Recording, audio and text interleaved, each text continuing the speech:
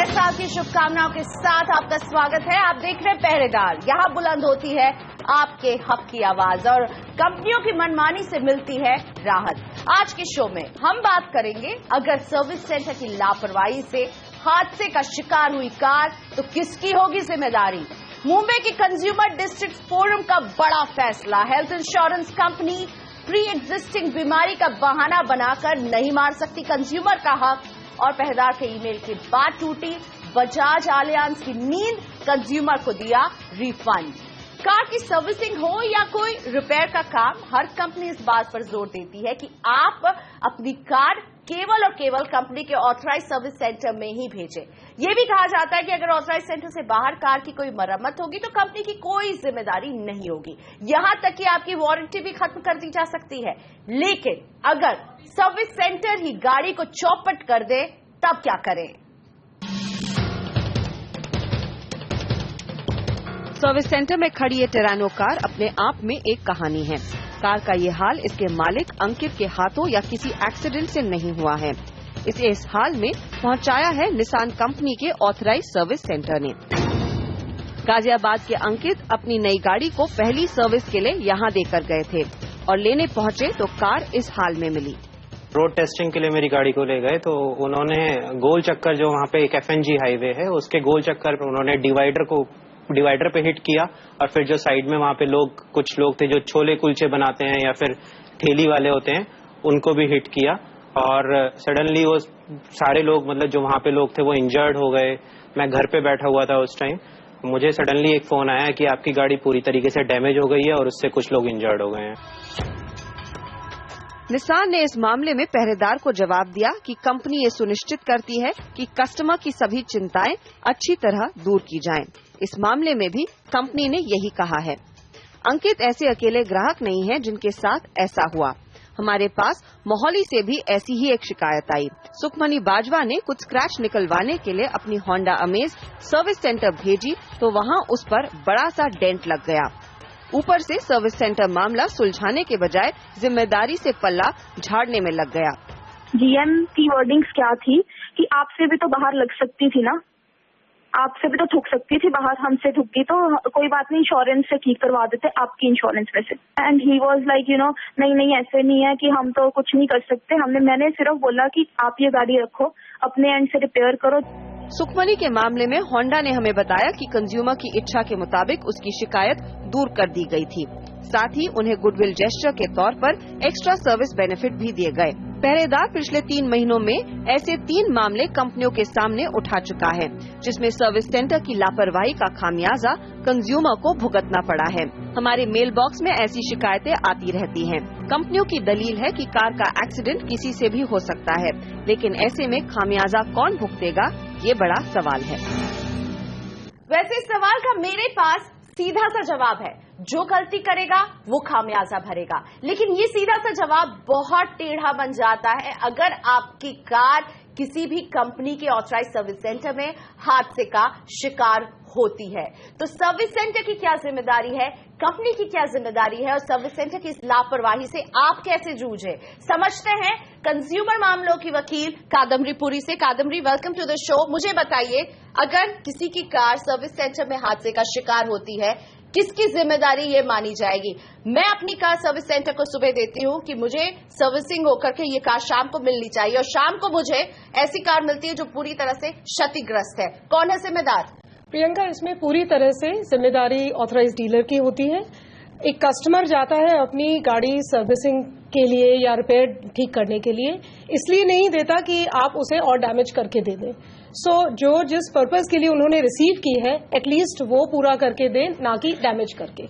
वैसे जब हम सर्विसिंग के लिए कार देते हैं, हमें कंपनी से जो एक लेटर मिलता है, जॉब कार्ड का लेटर मिलता है, उसमें अक्सर लिखा होता है कि अगर कार में कोई भी किसी भी हादसे का कार शिकार होती है तो सर्विस सेंटर जिम्मेदार नहीं होगा। तो सर्विस सेंटर की जिम्मेदारी हम कैसे साबित करें इस बात को? ये इस टाइप की जो टर्म्स है कि अपनी लाइबिलिटी बिल्कुल ही झाड़ देती हैं जो कंपनीज, ये बिल्कुल ही गलत और इलीगल है। इनफैक्ट जितनी भी एडवर्स या ओनरस टर्म्स हैं वो कंपनी को हाईलाइट भी करनी चाहिए और जो कस्टमर आ रहा है उसको अटेंशन उसकी ड्रॉ करनी चाहिए। अगर कस्टमर को आप बताएंगे कि जी हमारी कोई लाइबिलिटी ही नहीं है कि आपकी गाड़ी चोरी हो जाए या डैमेज हो जाए, कस्टमर आपको गाड़ी देगा ही नहीं, पहली बात। दूसरी बात, as far as the courts are concerned, courts ने भी internationally as well as Indian law में they have held that these onerous terms ये इलीगल है and the courts will disregard these terms. So customer will be protected still. Service centre लापरवाही करता है, मनमानी करता है, अपनी गलती नहीं मानता रहता है, तो ऐसे में जिस कंपनी का वो सर्विस सेंटर है उस कंपनी की कितनी जिम्मेदारी बनती है? प्रियंका, कंपनी की यूजुअली जिम्मेदारी बनती है मैन्युफैक्चरिंग डिफेक्ट्स के लिए, पर क्योंकि इन ऑथराइज्ड डीलर्स को कंपनी ऑथराइजेशन देती है ऑपरेट करने की, सो उनको भी सर्टेन स्टैंडर्ड्स मेंटेन करने पड़ेंगे and company is ultimately responsible, जो उनकी ओवरऑल सुपरविजन और कंट्रोल है। अगर कोई authorised dealer unfair trade practices adopt कर रहा है, so in that case the company should either delicense them and take some action. ऐसा नहीं है कि कंपनी के पास कुछ पावर नहीं होता है, कंपनी के पास भी पावर है सर्विस सेंटर से बात करने का, सवाल पूछने का कि आप इतनी गैर जिम्मेदारी तरीके से कैसे गाड़ी को हैंडल कर सकते हैं। और हमने कई बार देखा है कादम्बरी कि कंज्यूमर जो है सर्विस सेंटर और कंपनी के बीच में फुटबॉल की तरह इधर उधर घूमता रहता है, उसे कोई राहत नहीं मिलती रहती है। ये कितना गलत है और इसको कैसे एड्रेस किया जाना चाहिए? Priyanka, this amounts to deficiency in service and unfair trade practice, negligence also. तो कंज्यूमर कोर्ट भी जा सकता है। इसके अलावा ये एक पीनल ऑफेंस भी है कि आपने किसी की गाड़ी लेके जो आपको ऑथराइज्ड नहीं था वो आपने किया, आप उसको जॉय राइड पे ले गए, तो उसमें आपने मिस अप्रोप्रिएट की प्रॉपर्टी, आपने सिर्फ रिसीव की उसको सर्विस करने के लिए, आपने उसको मिस अप्रोप्रिएट करके उसको डैमेज करने के लिए नहीं ली।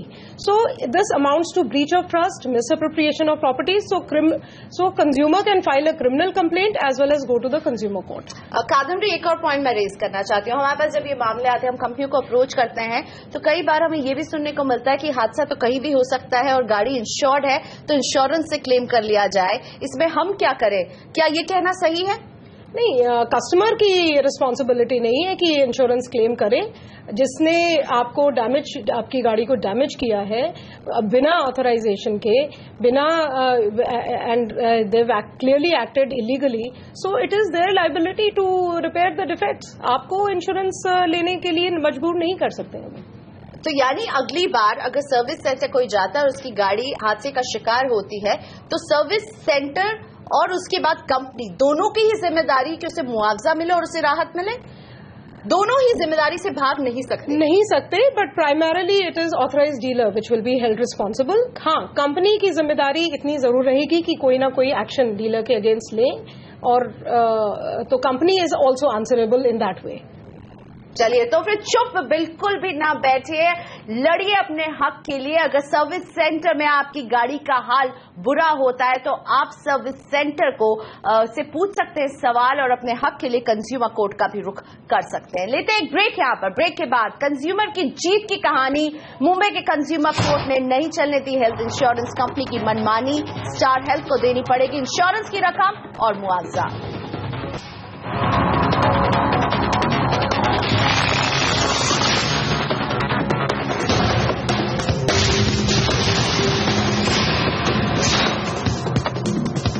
Welcome back. आप देख रहे पहरेदार, हम बुलंद करते हैं आपके हक की आवाज। सरकार देश में सबको हेल्थ इंश्योरेंस लेने के लिए कहती है और इसके लिए हमें टैक्स में छूट भी मिलती है, लेकिन असली राहत तो तभी मिलेगी ना जब आप हेल्थ पॉलिसी खरीदें और उसे लेने का मकसद पूरा हो।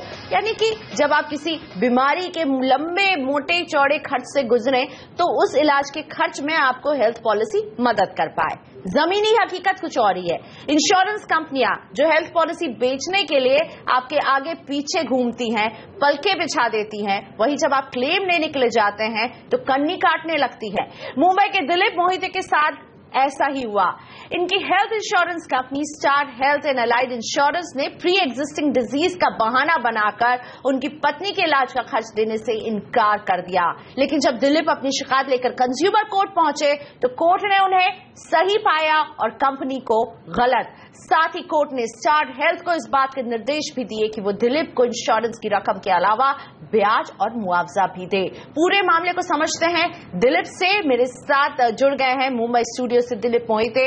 दिलीप, सबसे पहले आपकी जीत के लिए आपको बधाई, और आप सही मायने में हीरो हैं कंज्यूमर्स के कि अपनी लड़ाई को आप कोर्ट में लेकर गए, जीत हासिल की। लेकिन मुझे ये समझाइए, वो कौन सा पॉइंट था जब आपको लगा कि अब आपको कंज्यूमर फोरम ही जाना पड़ेगा?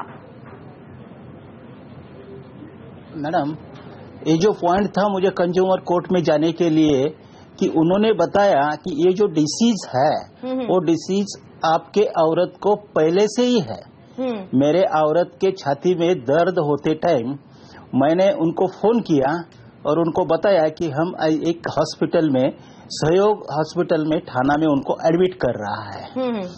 उस टाइम पे दूसरे दिन वही हॉस्पिटल में उनके टीपीए और उनके कोई ऑफिसर आए और उन्होंने बताया मुझे दूसरे दिन कि भाई साहब, ये होटल हमारे लिस्ट पे नहीं है, ये जो हॉस्पिटल है हमारे लिस्ट पे नहीं है, आपको हमारे लिस्ट में जो हॉस्पिटल्स है उसमें जाना पड़ेगा। तो दिलीप, ये भी समझाइए, तो आपकी वाइफ को क्या शिकायत आई थी और उसके बाद आप गए थे, और वो कहीं से भी प्री एग्जिस्टिंग नहीं थी, ये अचानक हुआ था उनके साथ, उनको हार्ट पेन महसूस हो रहा था। हाँ, बराबर है, उनको उनके छाती में दर्द अचानक होने लगा। उस टाइम पे हम सहयोग हॉस्पिटल में गए, उन्होंने उनकी टेस्ट ली और उस टाइम पे बताया कि इनको हार्ट का प्रॉब्लम है, इनको एडमिट करना पड़ेगा। उसी टाइम पे जब हम कंपनी को इन्फॉर्म किया तो कंपनी ने बोला आप ये सहयोग हॉस्पिटल हमारे लिस्ट में नहीं है, अप्रूव्ड लिस्ट में नहीं है, आपको जुपिटर हॉस्पिटल या फोर्टिस जाना पड़ेगा जी। तो मेरा 2 दिन का सहयोग हॉस्पिटल का बिल 15,000 था। मैंने इमीडिएट भरवा दिया और जैसे ही मैं जुपिटर हॉस्पिटल में गया उन्होंने मुझे 50,000 की, शुरू में ही 50,000 रुपीज मांगा। मेरे पास पैसे नहीं थे, मगर मैंने कुछ इधर उधर करके कुछ ऑर्नामेंट्स वगैरह रख के मैंने 50,000 रुपीज भर दिया और मेरे वाइफ को एडमिट कर दिया। वाइफ को एडमिट करने के बाद जुपिटर हॉस्पिटल के टीपीए ने बताया आप एडवांस पैसे की मांग करो स्टार हेल्थ को। जब हमने एडवांस पैसे की मांग स्टार हेल्थ को किया तो स्टार हेल्थ ने वो रिफ्यूज किया और बोला आपका जो बिल रहेगा उसका क्लेम करो, उसके बारे में हम सोचेंगे। अच्छा। जब हमारा हॉस्पिटलाइजेशन हो गया, हाँ, जब हमारा हॉस्पिटलाइजेशन हो गया 3.5 लाख रुपए बिल हुआ, मैंने क्लेम पास किया तो उन्होंने लेटर भेजा कि नहीं, this is pre existing disease है, आपके वाइफ को पॉलिसी लेने के पहले ही ये डिसीज था। तब मैंने बराबर ये लिया, डिसीजन लिया कि हमको कोर्ट में जाना पड़ेगा और मैं कोर्ट में गया। तो कंपनी आपकी एक भी सुनने को तैयार नहीं थी, बल्कि आपने कंपनी की बात सुनते हुए हॉस्पिटल भी बदला, क्योंकि उन्होंने पहले हॉस्पिटल के बारे में कहा कि ये उनकी लिस्ट में शामिल नहीं है। मैं ठीक कह रही हूँ? बराबर है मैडम, एग्जैक्टली करेक्ट। ओके, और 3.5 लाख का बिल था जो उन्होंने कह दिया कि नहीं, ये प्री एग्जिस्टिंग बीमारी थी, लेकिन कोर्ट में, कंज्यूमर फोरम में ये बात साबित नहीं हो पाई। मैं ठीक कह रही हूँ? और इसीलिए आप जीत गए ये केस। हाँ, बराबर है, उनकी जो बात है वो कंज्यूमर कोर्ट में सिद्ध नहीं कर पाया कि अगर इनको पुराना डिसीज है तो 25 साल से, फ्रॉम 25 ईयर से मैं वो एरिया में रहा हूँ, मैंने किसी दूसरे हॉस्पिटल में इसके बारे में ट्रीटमेंट लिया है क्या? और जो डॉक्टर जुपिटर हॉस्पिटल का जो डॉक्टर ने ट्रीटमेंट किया, उन डॉक्टर से उन्होंने लिखवा के मांगा कि ये प्री एग्जिस्टिंग डिसीज नहीं है, ऐसा लिखवा के लाओ, और वो डॉक्टर ने ही पूरा ट्रीटमेंट लेके बता दिया कि ये प्री एग्जिस्टिंग डिसीज नहीं है। यानी साबित हुआ कि ये आपकी वाइफ की जो तकलीफ थी वो प्री एग्जिस्टिंग नहीं थी, और इसीलिए डिस्ट्रिक्ट फोरम ने आपके हक में फैसला सुनाया। लेकिन दिलीप, डिस्ट्रिक्ट फोरम के फैसले के खिलाफ कंपनी अपील कर सकती है, स्टार हेल्थ अपील कर सकती है। क्या आप इस लड़ाई को आगे लड़ने के लिए तैयार हैं? हाँ मैडम, इस लड़ाई को लड़ने के लिए मैं तो तैयार हूँ ही, लेकिन एक पॉइंट मैं आपको बता देता हूँ कि एक केस एडमिट होने के टाइम पे मैंने एक एग्जांपल दिया कि हमारे बॉम्बे के प्रसिद्ध डॉक्टर थे जिन्होंने बाला साहेब ठाकरे पे भी ये हृदय रोग के बारे में ट्रीटमेंट किया था। वो डॉक्टर को ही एक दिन में छाती में दर्द हो गया और दूसरे दिन वो एक्सपायर हो गए। उनका नाम अभी मुझे याद नहीं आ रहा है, डॉक्टर नीतू मांडके। तो डॉक्टर नीतू मांडके को वाइफ हृदय रोग तज्ञ है, वो खुद भी हार्ट स्पेशलिस्ट है, उनको जब छाती में दर्द होने लगा उनको भी पहले मालूम पड़ना चाहिए था ना तो उनको मालूम नहीं पड़ा, तो हमारे जैसे छोटे आदमी को कैसा मालूम पड़ेगा? बिल्कुल, ये तो डिस्ट्रिक्ट फोरम भी इसी बात पर मोहर लगा रहा है कि प्री एग्जिस्टिंग नहीं है, इसीलिए आपको मुआवजा मिल रहा है, इंटरेस्ट मिल रहा है, और साथ में आपको जो इंश्योरेंस की रकम है 3 लाख वो भी पूरी मिल रही है। लेकिन अब मेरे सवाल का ये जवाब आप बताइए कि अगर कंपनी ये सब नहीं दे के कहती है हम अपील करेंगे स्टेट फोरम में, आप आगे बढ़ेंगे? डेफिनेटली बढ़ेंगे। कंपनी ने अपील किया तो उसको, उनकी जो अपील एडमिट होने के लिए हम लोग अपोज करेंगे। उनका अपील ऐसा एडमिट होगा ही नहीं है। जी, तो आप आगे की लड़ाई के लिए भी तैयार हैं। हमसे बात करने के लिए शुक्रिया दिलीप मोहिते। मुंबई से दिलीप मोहिते हमारे साथ थे। स्टार इंडिया हेल्थ इंश्योरेंस के खिलाफ इनकी लड़ाई थी, डिस्ट्रिक्ट फोरम ने इनके हक में फैसला सुनाया। पहरेदार के जरिए हम आपको ये बताना चाहते हैं कि आप अपने हक के लिए इंश्योरेंस कंपनियों के खिलाफ जरूर आवाज उठाइए, कंज्यूमर कोर्ट जाइए और अपनी आवाज के लिए लड़िए, अपनी हक के लिए लड़िए। ऐसे ही कंज्यूमर आज हमारे स्टूडियो में थे जिन्होंने एक हेल्थ इंश्योरेंस कंपनी के मनमानी के खिलाफ लड़ाई लड़ी, जीत भी हासिल की। लेते हैं ब्रेक। आगे बजाज अलायंस के कंज्यूमर को क्यों मांगना पड़ा प्रीमियम का रिफंड?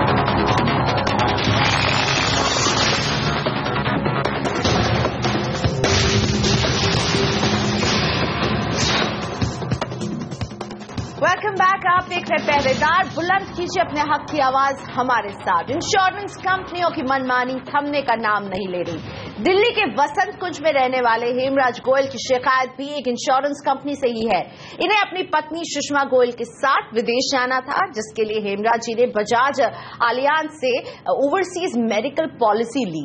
इसके लिए हेमराज ने 22,000 रुपए भी चुकाए, लेकिन उन्हें पॉलिसी जारी नहीं हुई। मजबूरन हेमराज को दूसरी कंपनी से पॉलिसी लेनी पड़ी और जब इन्होंने बजाज से अपने पैसे रिफंड मांगे तो करीब साल भर तक उन्हें कोई संतोषजनक जवाब नहीं मिला।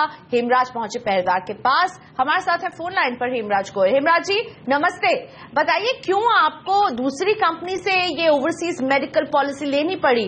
आपको विदेश जाना था, अर्जेंट रिक्वायरमेंट थी, बजाज अलायंस में तो आपने पैसे भी दे दिए थे, वो कंपनी आपको क्यों नहीं दे पाई और आपने कंपनी क्यों बदली फिर? ऐसा था जी कि इन्होंने कहा कि हम लोग पॉलिसी जो है आपको भाई मेल से भेजेंगे, तो लेकिन हमने इंतजार किया 10-12 दिन, तो कोई पॉलिसी हमें आई नहीं, क्योंकि पॉलिसी के बिना वहाँ रहना बहुत मुश्किल है, क्योंकि कोई भी इमरजेंसी मेडिकल आ जाती है तो वो बहुत एक्सपेंसिव है, तो इसलिए हमको दूसरी पॉलिसी लेनी पड़ी। और हमने इनको बोला कि भाई आपने पॉलिसी भेजी नहीं है तो उसको आप कैंसिल करिए और हमारे पैसे वापस करिए। तो इन लोगों ने कोई हमें माकूल जवाब नहीं दिया। पहले तो बोला कि भाई आप रसीद नंबर वगैरह दीजिए, हमने वो रसीद नंबर दे दिए। फिर उसके बाद जो है इन्होंने कोई जवाब ही नहीं दिया। तो आप लगातार 14 महीने से उन्हें फॉलो अप कर रहे थे कि आपने जो 20,000 की पेमेंट की है वो वापस दे कंपनी, लेकिन बजाज अलियांज आपकी एक भी सुनने को तैयार नहीं हो रही थी। बिल्कुल, वो कभी कहते हैं जी ब्रांच पॉलिसी दो हमें, कभी कहते हैं रसीद दो, कभी फिर एक स्टेज आई कि भी उन्होंने बिल्कुल मेल का जवाब देना ही बंद कर दिया। तो फिर हम लोगों ने आपको अप्रोच किया, तो उसके बाद जो है उन्होंने हमारे पैसे वापस किए, लेकिन 14 महीने उन्होंने पैसे रखे, कोई इंटरेस्ट नहीं दिया और हम लोगों को 3 गुना पैसे देकर दूसरी पॉलिसी लेनी पड़ी। जी, आपको तो नुकसान, फाइनेंशियल नुकसान तो उठाना पड़ा, लेकिन आपको केवल मूल राशि ही बजाज अलियांज लौटा रही है, और वो भी पहरेदार की पहल के बाद, क्योंकि जब आप कोशिश कर रहे थे आपको एक ऐसा भी पॉइंट है जब कंपनी ने आपको जवाब भी देना बंद कर दिया था। बिल्कुल बिल्कुल, हाँ जी। आप उन्हें चेस कर रहे थे पर वो आपको आपके कॉल बैक नहीं कर रहे थे, आपको कोई जवाब नहीं दे रहे थे। हाँ जी हाँ जी। तो कहीं ऐसा भी लगा हेमराज जी कि पैसे कहीं डूब तो नहीं गए? बहुत बार लगा, लेकिन पैसे वापस मिल गए। अब तो आप राहत की सांस ले रहे हैं ना? हाँ, थोड़ा बहुत। चलिए, आपकी ये जो हंसी है ये बयान करी कि आप राहत की सांस ले रहे हैं। हेमराज जी शुक्रिया हमसे बात करने के लिए, लेकिन साथ ही में हेमराज जी ये भी सवाल उठा रहे थे कि ये जो 14 महीने इन्होंने लंबा इंतजार किया, उसके बाद बजाज अलियांज इन्हें सिर्फ वो मूल राशि लौटाती है 20,000 रुपए। इतने महीने तक जो पैसे कंपनी के पास पड़े रहे उस पर मुआवजा भी तो बनता है, उस पर इंटरेस्ट भी तो बनता है। इन्हें मुआवजा इसलिए मिलना चाहिए क्योंकि इन्हें मजबूरन दूसरी कंपनी से वही पॉलिसी खरीदनी पड़ी, और इसलिए और इंटरेस्ट का क्या, ब्याज का क्या, जो इस कंपनी को देना चाहिए। इतने लंबे समय तक इनका पैसा कंपनी के पास रहा था। या आपको बता दें कि बजाज एलियांज के पास हमने हेमराज गोयल का मामला भेजा, जानना चाहा कि किन वजहों से ये देरी हुई है। कंपनी ने हमें अपने विस्तृत जवाब में बताया कि कंज्यूमर को उनके ईमेल पर ट्रैवल इंश्योरेंस पॉलिसी भेज दी गई थी, लेकिन तब तक वो विदेश जा चुके थे।